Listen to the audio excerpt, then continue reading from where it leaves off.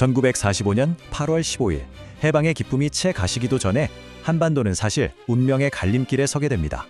우리가 보통 잘 기억하지 못하는 해방 직후의 딱 1년. 근데요, 바로 이 시간이 훗날의 분단과 전쟁이라는 비극의 씨앗을 품고 있었습니다.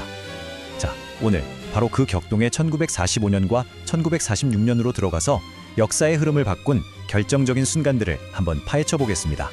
이 시구 정말 가슴이 벅차오르지 않나요? 1945년 8월 15일은 그냥 해방된 날이 아니었어요. 수십 년의 억압이 한순간에 터져나온 정말 온 땅이 춤을 추는 듯한 그런 감격의 폭발이었습니다. 그 벅찬 감정에서부터 오늘 이야기 한번 시작해보죠. 자, 이 복잡한 시기를요, 우리가 6단계로 나눠서 한번 따라가 볼 거예요. 해방의 새벽부터 우리 손으로 정부를 세우려는 노력, 그리고 미군이 들어오고 결국 협력해서 대립으로 치닫는 과정, 그 끝에 남은 비극의 씨앗까지 한번 같이 가보시죠. 첫 번째 이야기, 해방, 새로운 새벽입니다. 일본의 항복 소식이 라디오로 퍼져나갔을 때 과연 거리의 풍경은 어땠을까요? 사람들은 도대체 무슨 생각을 하고 있었을까요? 이게 정말 신기한 게 기록을 보면요, 첫 몇 시간 동안은 숨막히는 정적이 흘렀다고 해요. 마치 태풍 전야처럼요.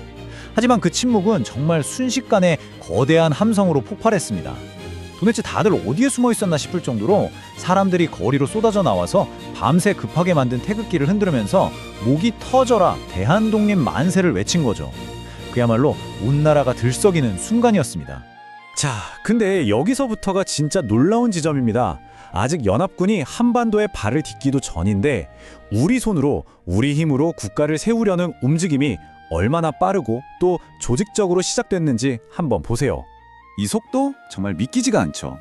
여운형 같은 지도자들은 일본이 공식적으로 항복하기도 전에 이미 움직이고 있었어요. 8월 15일, 그러니까 단 하루 만에 일본 총독부랑 권력이랑 협상하고 정치범들 풀어주고 심지어 나라의 뼈대가 될 조직까지 만들어냈습니다. 이건 뭐 거의 전쟁 치르듯이 해낸 거죠.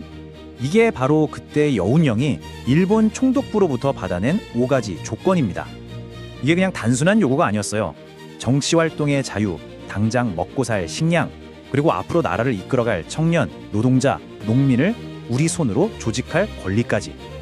사실상 새 나라를 세우는 데 필요한 거의 모든 권한을 확보한 아주 치밀하고 대단한 협상이었습니다.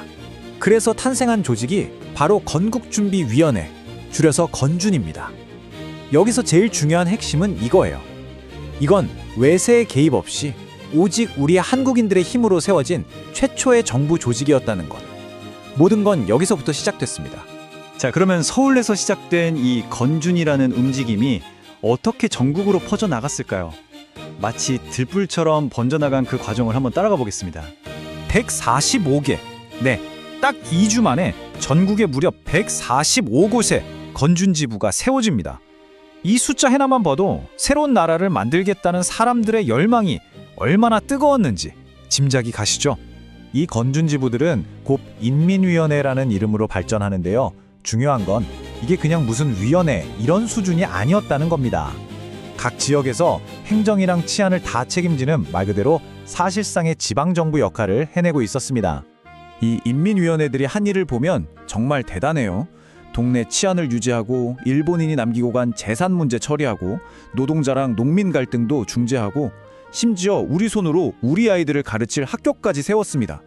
말 그대로 무너진 나라의 기틀을 맨손으로 다시 세우고 있었던 겁니다. 그런데 말이죠, 이렇게 자발적으로 이루어지던 움직임에 거대한 변수가 등장합니다. 남쪽으로 들어온 새로운 권력, 바로 미군정의 등장이 이 모든 걸 바꿔놓기 시작합니다. 바로 이 지점에서 비극적인 오해가 시작돼요. 우리 눈에는 분명히 자주적인 정부였던 이 인민위원회가 미군정의 눈에는 그저 해체해야 할 공산주의 조직으로밖에 안 보였던 거죠. 더 큰 문제는 미군정이 이 인민위원회를 무너뜨리기 위해서 일제강점기 때 일했던 경찰이랑 관료들을 다시 그 자리에 앉혔다는 사실입니다. 이렇게 서로 보는 눈이 완전히 다르다 보니까 결국 좌익 정치 세력의 전략에 아주 극적인 변화가 찾아옵니다. 사실 처음에는 희미한 희망 같은 게 있었어요. 아, 미군이랑 협력해서 어떻게든 통일된 국가를 만들 수 있지 않을까 하는. 그런데 미군정이 인민위원회를 노골적으로 탄압하고 강제로 해산시키면서 그 마지막 희망의 다리가 그냥 무너져 내린 겁니다. 이제 협력은 불가능해 보였죠. 바로 이때 좌익 진영의 전략이 180도 바뀝니다. 이름하여 신전술. 이게 뭐냐면 더 이상 미군정하고 협력 안 하겠다. 이제부터는 정면으로 맞서 싸우겠다는 선언이었어요. 해방 이후 정치판의 흐름을 완전히 뒤집어버린 결정적인 전환점이었습니다. 전략의 변화는 아주 뚜렷했습니다. 첫째, 이제까지의 방어적인 태도를 버리고 공세로 나갑니다. 둘째, 대중을 거리로 불러내서 미군정을 비판하는 투쟁을 조직하기 시작하죠. 결국 이 투쟁은 총파업과 항쟁으로까지 번지게 됩니다. 협상의 테이블은 치워지고 이제 거리가 투쟁의 무대가 되어버린 겁니다. 이 시기에 이런 정치적 갈등들을 제대로 풀어내지 못한 것은 결국 돌이킬 수 없는 장기적인 결과를 낳고 말았습니다. 결국 이 시기의 혼란은요, 그냥 정치인들끼리의 다툼이 아니었어요. 우리 손으로 직접 나라를 세우려던 그 뜨거운 열망이 좌절되고 그 텅 빈 자리를 극심한 이념 대립이 채우기 시작한 겁니다. 비극은 바로 여기서부터 싹트고 있었던 거죠. 그리고 이 해결되지 못한 갈등의 불씨는 결국 터지고 맙니다. 우리가 방금 살펴본 이 시기의 억압과 대립은 훗날 제주 4.3 사건과 같은 정말 끔찍한 비극의 직접적인 원인이 되었습니다. 과거에 풀지 못한 숙제가 미래의 깊은 상처로 이어진 겁니다. 그래서 우리는 마지막으로 이 질문을 던져보게 됩니다. 만약에 우리 손으로 정부를 세우려던 그 첫 번째 노력이 꺾이지 않고 지지를 받았다면 과연 지금 우리의 역사는 어떻게 달라졌을까요? 그 또 다른 가능성에 대해서 한 번쯤 생각해보는 시간이 되셨으면 합니다.